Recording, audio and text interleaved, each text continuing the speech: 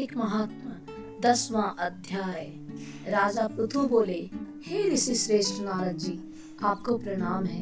कृपया आप यह बताने की कृपा कीजिए कि जब भगवान शंकर ने अपने मस्तक के तेज को क्षीर सागर में डाला तो उस समय क्या हुआ। नारद जी बोले, हे राजन, जब भगवान शंकर ने अपना वह तेज क्षीर सागर में डाल दिया तो उस समय वह शीघ्र ही बालक होकर सागर के संगम पर बैठकर संसार को भय देने वाला रुदन करने लगा। उसके रुदन से संपूर्ण जगत व्याकुल हो उठा, लोकपाल भी व्याकुल हो गए, चराचर चलायमान हो गया। शंकर सुमन के रुदन से संपूर्ण ब्रह्मांड व्याकुल हो गया। यह देखकर सभी देवी देवता और ऋषि मुनि व्याकुल होकर ब्रह्मा जी की शरण में पहुंच गए और उन्हें प्रणाम कर उनकी स्तुति करने लगे। उन सभी ने ब्रह्मा जी से कहा, हे पितामह, ये बहुत ही विकट परिस्थिति उत्पन्न हो गई है।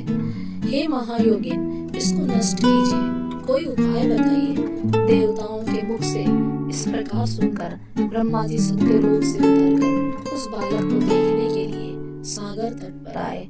सागर ने ब्रह्मा जी को आता देखकर उन्हें प्रणाम किया और बालक को गोद में उठाकर उनकी गोद में दे दिया।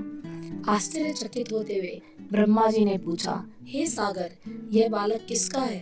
शीघ्रता पूर्वक मुझे सारी बात बताओ। सागर ने विनम्रता पूर्वक कहा, प्रभु, यह तो मुझे ज्ञात नहीं है, परंतु मैं इतना अवश्य ही जानता हूँ कि यह गंगा सागर के संगम पर प्रकट हुआ है। इसलिए हे जगत गुरु, आप इस बालक का जात कर्म आदि संस्कार करवा के इसका जातक फल बताइए। नारद जी राजा पृथु से बोले, सागर ब्रह्मा जी के गले में हाथ डालकर बार बार उनका आकर्षण कर रहा था।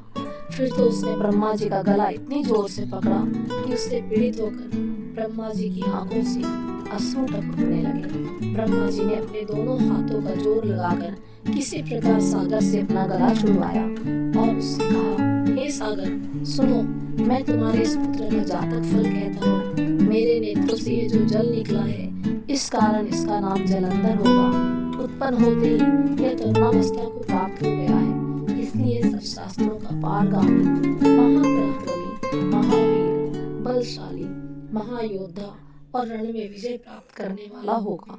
यह बालक सभी दैत्यों का अधिपति होगा। यह किसी से भी पराजित न होने वाला तथा भगवान विष्णु को भी जीतने वाला होगा।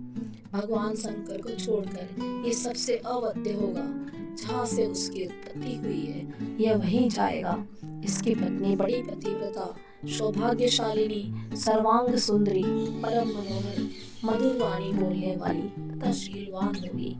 सागर से इस प्रकार कहकर ब्रह्मा जी ने शुक्राचार्य जी को बुलवाया और उनके हाथों से बालक का राज्याभिषेक करवाकर स्वयं अंतर ध्यान हो गए। बालक को देखकर सागर की प्रसन्नता की सीमा न रही। वह हर्षित मन से घर आ गया। फिर सागर में उस बालक का लालन पालन बड़े मन से किया। फिर कालनेमी नामक असुर को बुलाकर वृंदा नामक कन्या से विधि पूर्वक उसका विवाह करवा दिया। उस विवाह में बहुत बड़ा उत्सव हुआ। श्री शुक्राचार्य जी के प्रभाव से पत्नी सहित जलंधर दैत्यों का राजा बन गया। इति श्री 10वां अध्याय संपूर्ण। जय श्री हरि।